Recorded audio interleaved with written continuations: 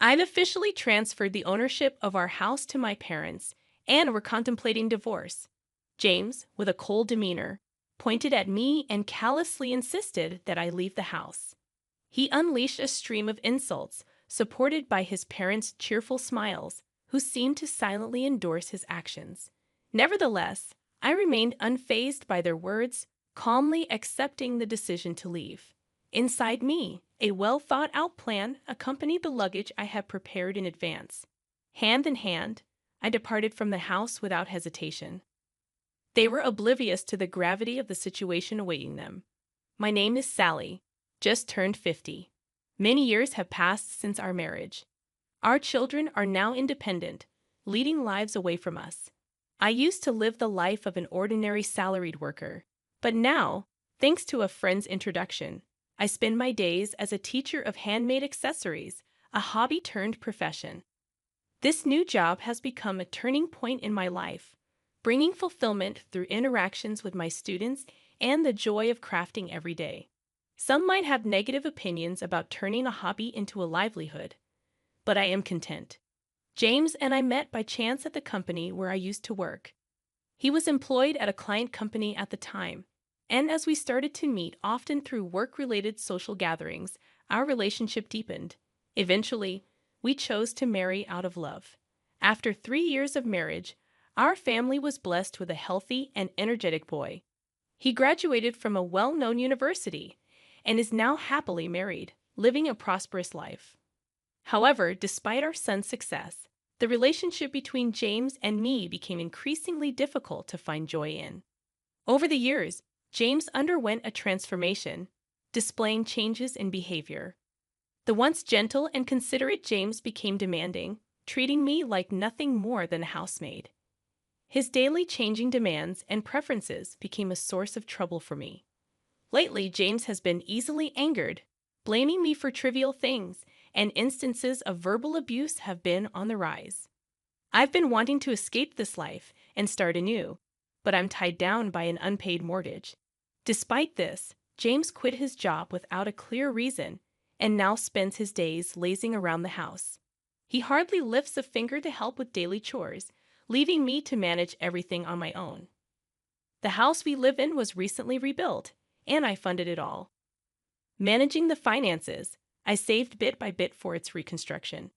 It embodies my wishes and aspirations, a house I worked hard to build. I don't want it to fall into James's hands if I leave. Beyond the mortgage issue, this house symbolizes my dreams, with features like the spacious kitchen area reflecting my careful choices. Despite initial input from James on the house's design, I covered all the costs and wanted my wishes to be respected. Despite facing challenges, the house, with all its desired features, eventually became a reality, fulfilling our dream. I experienced a profound sense of joy about the reality of our new home. However, the cost of construction significantly surpassed our initial estimates, compelling us to take on a much larger loan than anticipated. Accepting such a substantial loan in our 50s was unexpected, but the prospect of the happiness our new home promised provided us with the energy to overcome this financial burden. On the flip side, James appeared somewhat sulky, as his opinions and wishes were not well reflected in the house design. He expressed discontent, considering it unnecessary and akin to throwing money down the drain. Ignoring his complaints and grumbles, I pressed on. Gradually, he stopped talking to me and began resorting to childish behaviors, such as scattering trash and leaving things disorganized to provoke irritation. I wondered when this situation, this life, would come to an end, pondering these thoughts every day. A few months had passed since we moved into the new house when suddenly the doorbell rang. We weren't expecting any visitors that day, leaving me curious about who it might be. As I prepared to go to the front door, James, surprisingly, got up and headed there before me, possibly aware of the visitor's identity. After a while, cheerful voices and laughter emanated from the entrance. When the door to the living room slowly opened, revealing the visitors, I saw the faces of my unexpected in-laws, Harold and Alice. Honestly, I always felt pressure in my relationship with them. When we first announced our marriage, they treated me coldly, criticized me for my lower social status, and maintained an awkward attitude even on our wedding day. Their interference continued post-marriage, and each time I interacted with them, I wondered how to handle the situation. Despite thinking there had been some change or settling down due to lack of contact, their sudden visit surprised me. Greeting them politely, I felt a slight tension, but they passed by me without a word, intentionally ignoring my presence and bumping into my shoulder. They marveled at the house, expressing envy at the spacious and user-friendly kitchen. James proudly showcased the house to his in-laws, and upon their return, the expressions on their faces seemed satisfied. However, James' expression turned stern, and he suddenly raised his voice in anger towards me, instructing me to hurry up and prepare tea and snacks. Overwhelmed by his words, I hastily prepared tea and served snacks, but his parents seemed dissatisfied, commenting on the hospitality. Despite my efforts, Harold expressed dissatisfaction, and as they quickly finished the snacks and tea, he commented appreciatively on the house's interior. James, with a broad smile, invited his parents to live together in the house, almost ignoring my presence. They listened to James's words and left, leaving me watching their retreating figures. I felt a significant gap between James and me, witnessing him chatting and laughing joyfully with his parents, something I hadn't seen in a long time. Subsequently, in response to James' invitation, his parents began visiting our house more frequently. Initially, it was a few times a month, but it gradually increased to several times a week, eventually becoming almost daily. However, their criticisms towards me never ceased, and James showed no signs of curbing them. James' attitude of blaming me, coupled with his parents' intensified disapproval, became more pronounced. His complaints about me not listening and causing our son suffering were relentless. Despite facing daily difficulties, I found myself unable to voice the frustration in my heart. All I could do was offer words of apology. The in-laws' visits increased beyond anticipation, and they started visiting even more frequently during my absence. They would come along with James, leaving clear evidence of their activities at home: scattered beer cans, empty bottles, and traces of spilled alcohol that seeped into our new rug. Despite my protests, the new house began to smell of alcohol and felt dirty. I couldn't understand why, despite not contributing to the household, James was quick to complain. His involvement in gambling added another layer of worry, as remnants of used betting slips surfaced regularly. Explaining the risks of gambling and its impact on our finances seemed futile. The losses were a significant blow, especially since the money used for gambling was hard-earned through my tireless work. Nearly a month into the frequent visits from the in-laws, they targeted the times when I was out. One day, returning home early, I found them leisurely spending time in our house. Surprised, I confronted them, but their snarky words and indifferent attitude made it clear that they considered my presence bothersome. Frustrated and stressed by the insolent attitudes of James and his parents, I realized I had reached my limit. Instead of succumbing to emotions, I decided it was time to devise a plan to address the situation. Amidst this turmoil, an unusual event occurred. During a time when I was supposed to be away, the in-laws visited unexpectedly. Expressing surprise at their unusual timing, I sarcastically commented on their avoidance of my presence. Ignoring my remark, they boldly entered the house. James welcomed them with a smile, leading them to inspect various areas, from the kitchen to the bathroom. Observing their meticulous checks, I sensed a hidden agenda behind their actions. Even as they left, they wore satisfied expressions, as if they had confirmed something. Curious and wary, I questioned their inspections and wondered if there was something they should tell me. I had cautioned James not to worry, emphasizing that it was none of his business. His behavior, however, hinted at concealing something from me. I suspected he was trying to manipulate me cunningly, but grasping the real intention proved challenging.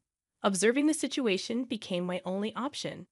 Then, one day after work, I returned home to find a large moving truck parked in front of our house, bearing the logo of a company named Moving Center.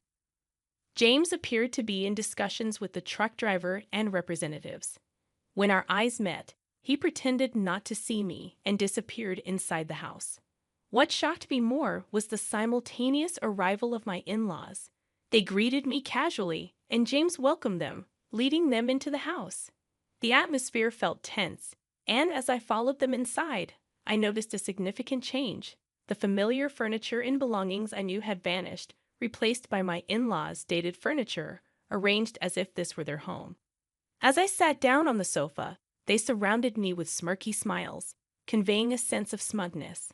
Their behavior indicated a pre-planned action, and though anxious, I decided to quietly wait and see what would unfold. The somewhat hurried gazes of my in-laws added to the atmosphere. They declared that there was something they needed to tell me, hinting at a hidden agenda. Bracing myself, I responded with feigned calmness, and James sighed deeply before admitting that he had sold the house to his parents. He proposed getting a divorce, and my in-laws nodded in agreement. Their smirky smiles suggested they were trying to toy with me. Despite their revelation, I remained unfazed, having anticipated their plan. I promptly signed the divorce papers, placed my wedding ring on the table, and declared my intention to leave the house. I had suspicions about the unnatural behaviors of James and my in-laws, especially since their frequent visits when I wasn't home. To confirm my suspicions, I installed surveillance cameras around the house, synced with my smartphone. On the first day, I observed their daily conversations. However, one day, I stumbled upon footage where James and his parents joyfully discussed selling the house. Shocked by this revelation, I decided to plan my next steps, searching for a new residence based on the information obtained from the surveillance cameras. I took the initiative to transfer the home loan from my name to James's. If they planned to remove me from our home, I believed they should take over the mortgage payments and responsibilities. The monthly mortgage, amounting to $1,900, was paid from my hard-earned salary. Doubting that James and his parents could afford this, I resolved not to provide any financial assistance. Free from the troublesome relationship, I moved to my new, well-arranged home with new furniture, ready to embark on a new chapter in my life. On my day off, I relished the prospect of thorough rest, sleeping in past noon. As I was about to doze off again, the doorbell abruptly rang. To my surprise, James and his in-laws stood at my doorstep, uninvited. I questioned their presence, and without answering, they intruded into my house, spreading out a document in front of me. They accused me of changing the name on the house loan without permission. Expressing disbelief at their sudden appearance, I learned that right after leaving the house, they received documents about the loan name change. James and his parents were shocked, claiming they were currently unemployed and couldn't afford the high monthly loan. In a furious outburst, James declared they wouldn't pay that amount. Attempting to enlighten them on the consequences of defaulting, I explained how interest and late fees could significantly increase the final payment. James initially seemed skeptical, but after searching for information online, his expression turned to one of shock and distress. I recommended looking for new employment for a fresh start. Their faces grew even paler as they realized the seriousness of the situation. They admitted to having no savings or assets, with James burdened by substantial gambling debts and no stable income. Frustrated, they pleaded for understanding and assistance, emphasizing the years they spent together. Unmoved by their pleas, I shut the door to escape their attempts to mend the relationship. Frustrated, they reported me to the police, leading to their removal from my property. Eventually, due to financial constraints, they relocated to a more affordable apartment on the outskirts of town. James secured a part-time job, supporting his family with that income. Meanwhile, my life remained unchanged, and I focused on my job. In my free time, I started a blog on handmade crafts, gaining attention and doubling my monthly income. Requests for me to serve as an instructor for workshops and courses increased.